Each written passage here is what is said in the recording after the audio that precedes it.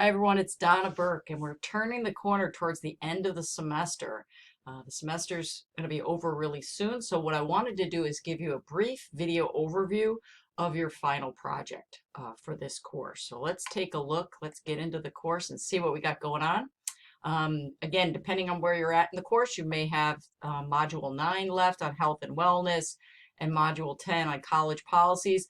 There's not a whole lot to do as far as like tons of assignments in each of these modules, but one, make sure that you actually read the chapter in the online textbook because it's really important because the quizzes and some of the activities that are in there require that you have read the online textbook. So make sure you don't take any shortcuts there. But then module 11 is the final project and final survey. So if you open up this module, let's take a quick look. I have some tips here. While all during the semester I've accepted late work, the final project is one assignment I will not be accepting late. I don't know if you heard that, but that was my friend's dog chasing my cat in the background. Sorry about that. I will not be accepting late work for the final project. That's why I want you to start working on it early, okay? It needs to be, it's what's called a capstone project. And what that means is it takes everything that you've learned from vital parts of the semester and just restates it for yourself so you know what you got out of this course. And what it is an academic, career, and financial plan. So those aspects are what we're going to focus on, what you learned. So some of it's going to seem like, hey, I did this already. And you did in the modules that covered those areas. But this is one place where you're going to show this is everything that I learned. So let's take a look. We have an instructions page here. Make sure you're looking at that so that you're really making sure that you covered all the areas. And then we have a final template.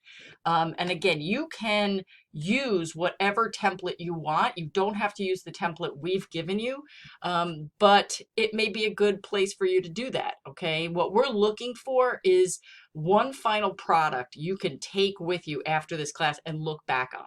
And as we learned in the goal setting section of our course, you know, every so often going back in and saying, all right, am I on track with where I said I wanted to be? And do I need to make any adjustments? So we have a cover page here that has the career, academic, and financial plan, fall 2020. So whatever semester you're in, the date will be there. This was fall 2020. You put the date and your name goes right here, authored by, okay? And then the introduction, we wrote a little bit of a introduction here that you can use this template. You could put in pictures.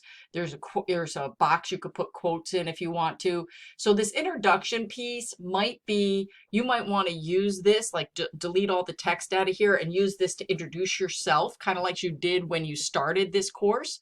Who are you? What are your values? What's gotten you to this point? Well, how did you make it to the end of the semester? I'd love to hear about that. We have a lot of students who it was just too much pressure, too much stress this semester, and they couldn't make it. Totally understandable given everything that's going on, but how did you make it? And how did you make it to this point? So you could write a little introduction here. And part one is the career plan. So your planned career is, what are you thinking about doing right now? Okay. And this could be a couple of sentences of what the job title is, or if you're not sure, a couple of job titles. Again, you wrote a day in the life of for one of your assignments. So here I want you to summarize in a minimum of 3 to 5 paragraphs what you learned from that exercise about the daily responsibilities that the chosen career you have has. Also, you could put in like educational experience and things like that lower in one of the following things. But here is more about the daily requirements that are required. The employee, you hear my cat in the background? Employment outlook for this field. And again, you can get that from places like My Next Move, ONET. But what's the employment outlook for here in the New York area? And you could find that. And then maybe also nationally.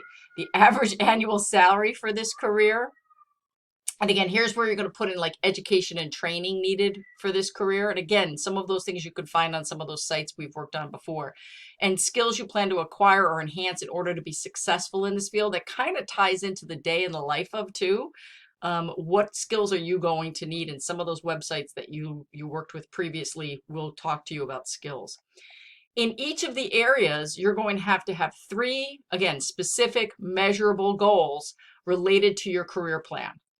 What are you hoping to do to get you to your career? And that could be getting your associate's degree by a certain point, getting your bachelor's degree by another point, going for additional training. What are some goals that you have in achieving this career goal that you have? And 3 action steps. So what are you going to do to achieve those goals that you just stated above? Okay. It could be taking a number of credit hours per semester, keeping your GPA up, doing an informational interview with somebody in the field, shadowing somebody in the field. So those are some things that you want to kind of restate that you may have already stated in a previous assignment. The resources you'll use to achieve your career goals. And again, this could be visiting MCC's Career Center. Again, doing things like we talked about, having informational interviews, shadowing opportunities, networking with people, doing internships. What are the resources you're going to use? So this is going to be a common theme in this project: setting goals in the area, action steps, and then resources for you to achieve those goals. So as we move on to the academic plan, you're going to put your current program at MCC. That could be different than the program that you plan to graduate MCC with. Example would be current program might be liberal arts or health studies right now, but you may plan to graduate in nursing, for example. It could be the same. It could be psychology and you plan on graduating with psychology, but it's whatever your situation is. The name of your academic advisor, your current GPA, if you have one. Sometimes if it's your first semester, you don't have one. You could also maybe put your projected GPA, what you're hoping to get this semester. That would be good. We're kind of close to the end of the semester, so you might have an idea of what your GPA is going to end up being. Your planned MCC graduation date and what GPA you're hoping to have at graduation. And then review the course descriptions of the courses you plan to take for next semester to mentally prepare. What courses are you looking at taking? Why? What course will be the most challenging to you, do you think, for next semester? And what is your plan to overcome those challenges? So if it is writing, you're going to be taking English 101, and writing doesn't always come easy for you. What are you going to do to overcome that challenge? And what academic strategies from COS are you going to use moving forward? Describe at least 2 things that we've covered that can help you with succeeding academically.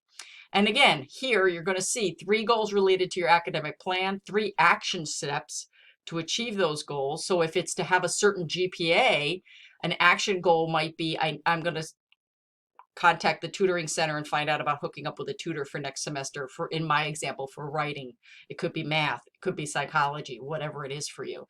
And then the resources you're going to use, I'm going to use the tutoring center, I'm going to visit my professor in their office hours, etc. Okay. And then finally, it's a financial plan. So we've talked a little bit about financing college, budgeting for yourself, monitoring how much you're spending. So again, you want to take the information you found. How much will it cost for you to complete your degree at MCC, including tuition, fees, textbooks? You want to estimate for textbooks anywhere about $500 on average per semester. How much will it cost you to finish your 4-year degree if you're pursuing a 4-year degree? And again, you've done this before in the financial module, so you should be able to just sort of verify that information and plug it in here. Based on what you plan to complete, what will be the total cost of your degree? And again, something that you've already done. And if you take out a loan for this amount, how long would you have to pay it off, and how much would the monthly payments be? So you know what you're kind of getting into. Sometimes students take on student loan debt and don't realize how long it's going to take to pay that debt off.